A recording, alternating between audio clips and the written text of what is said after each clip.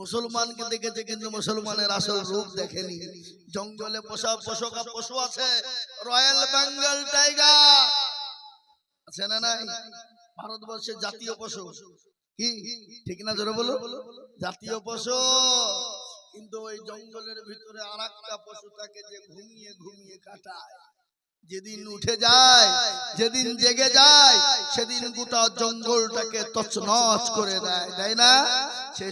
সেই পশুটার নাম হলো সিংহ। আমরা হলো সিংহের জাত। মুসলমানদের যে ঘুমিয়েছিল, আজকে মোদিজি এ জং তুমি লাগিয়েছো, এ যুদ্ধ তুমি শুরু করেছো, এ যুদ্ধ আমরা মুসলমানরা শেষ করব ইনশাআল্লাহ।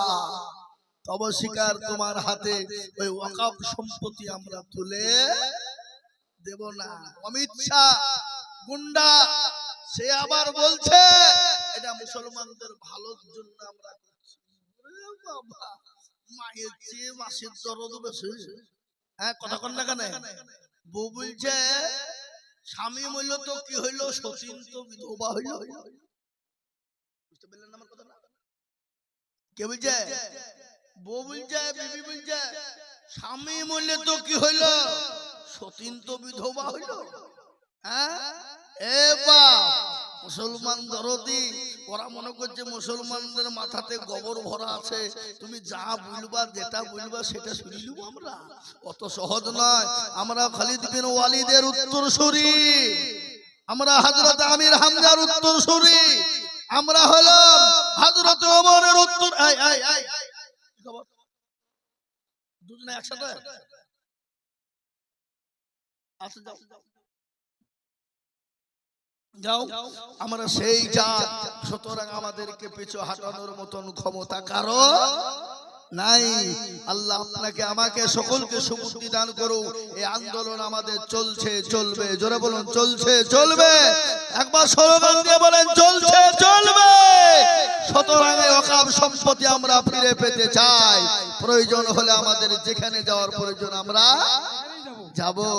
কিন্তু মোদিজি, অমিতজি শুনে নেন, ভারতবর্ষ নয়, গোটা পৃথিবীতে 58টা অনলি ফর মুসলিম দেশ আছে। আমাদেরকে সুজাঙ্গল যদি ঘি তুলতে না পারি, প্রয়োজন হলে আঙ্গুলকে আমরা ব্যাখ্যা করব না। 58টা মুসলিম দেশের কাছে আমরা বলবো, প্রয়োজন হলে আমরা গিয়ে এই ওয়াকফ সম্পত্তি আমরা তুলে আনবই, আনবই, আনবই, আনবই ইনশাআল্লাহ।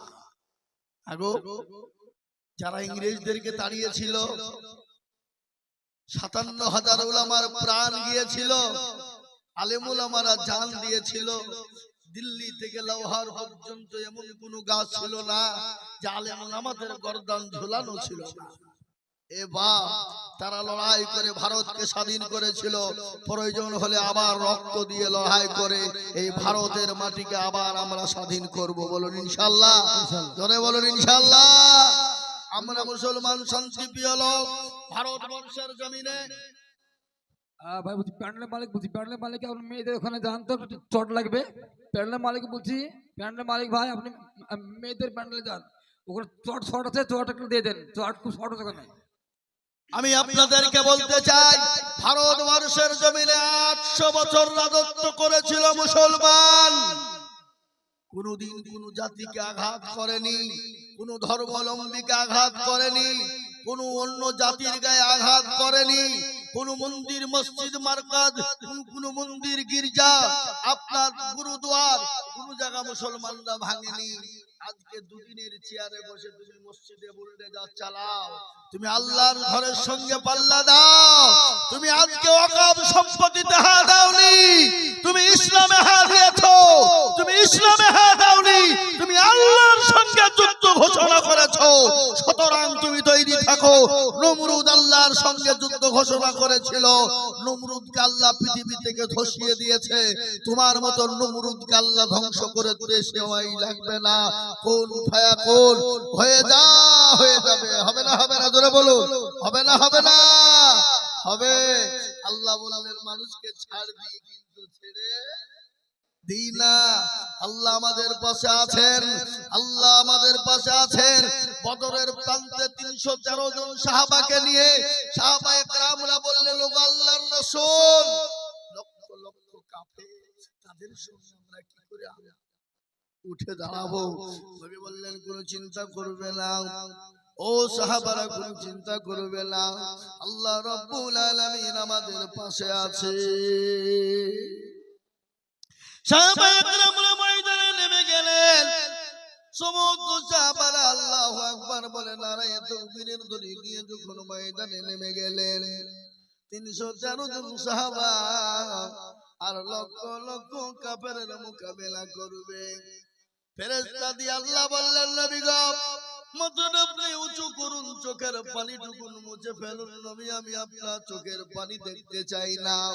ওগো নবী আপনি জিহাদের ময়দানে নেমে যান। 313 জন সাহাবাকে নিয়ে নবী দাঁড়িয়ে গেলেন জিহাদের ময়দানে। লক্ষ লক্ষ কাফের বেঈমান মুশরিক ইহুদি যত ছিল ময়দান ছেড়ে তারা পালিয়ে গেল। বিবিরা বলল হারে কাপুরুষের দল, সামান্য 313 জন মুসলমানদের ভয়ে ময়দান ছেড়ে তোমরা পালিয়ে যাও। তোমাদের মতন কাপুরুষ তোমরা হাতে চুরি পরোয়ার শাড়ি পরে বাড়ির ভিতরে তোমরা বসে থাকো। সেইদের বলেছিল বিবিরা কি বলবো শোনো। ময়দানের মধ্যে যখন চলে গেলাম, জাহাজের ময়দান, জাহাজ শুরু হয়ে গেল। ময়দানের যেদিকে তাকাই শুধু সাদা কাপড় আর সাদা কাপড়। জোরে বলো সুবহানাল্লাহ। আল্লাহ বলেন নবী গো আপনি কোনো টেনশন করবেন না। 1000 2000 5000 পর্যন্ত ফেরেশতা লাগলে আজকে কাফের বেঈমানদের দুনিয়া থেকে বরবাদ করে দেব, ধ্বংস করে দিব। এ মুসলমান 313 জন সাহাবাকে নিয়ে কাফের বেঈমানদের মোকাবেলা করেছিল।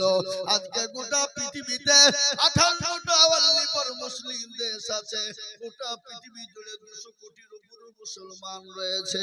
আমরা মুসলমান আল্লাহর প্রেমিক হয়ে যায়, আল্লাহর দ্বীনওয়ালা হয়ে যায়, মসজিদমুখী হয়ে যায়, দ্বীনমুখী হয়ে যায়, ঈমানমুখী হয়ে যায়, কোরআনমুখী হয়ে যায়, আল্লাহওয়ালা হয়ে যায়, দ্বীনওয়ালা হয়ে যায়। আল্লাহর তরফ থেকে আমাদের জন্য মাদাদ আসবে, আসবে না? আমরা তো সেই মুসলমান। কোন মুসলমান? হাওয়ার গাড়ি হাওয়ায় চলে, তেলের গাড়ি তেলে চলে, বিনা তেলে চালাই গাড়ি নবী সুলাইমান। আমরা তো সেই মুসলমান। আমরা সেই মুসলমান লাই, জোরে বলুন না কেন?